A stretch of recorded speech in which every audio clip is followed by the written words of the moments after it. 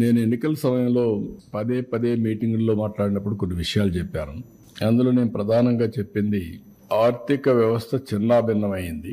వ్యవస్థలన్నీ కూడా పూర్తిగా విధ్వంసానికి గురైనాయి. ఒక పక్క అమరావతి, పోలవరం, అమరావతిని 3 రాజధానులని 3 ముక్కలాటాడి ఫైనల్గా ఏదీ లేకుండా అమరావతిని సర్వనాశనం చేశారు, భ్రష్టు పట్టించారు.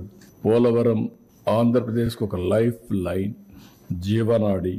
అలాంటి అమరావతి పూర్తిగా అంటే పోలవరాన్ని గోదావరిలో కలిపేశారు. ఎవరికి అంతుబట్టినటువంటి విషాదం అది.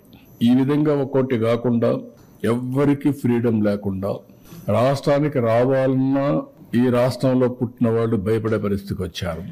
ఈ రాష్ట్రంలో పుట్టి ఇక్కడ ఇండస్ట్రీ పెట్టాలి అని పెట్టిన వాళ్ళు వేరే రాష్ట్రాలకు పారిపోయే పరిస్థితికి వచ్చి తరిమేసే పరిస్థితికి వచ్చారు. ఇలాంటి సోమని సంఘటనలు అవన్నీ పోవడం లేదు. ప్రజలకు ఒక్కసారి గుర్తు చేస్తున్నాం.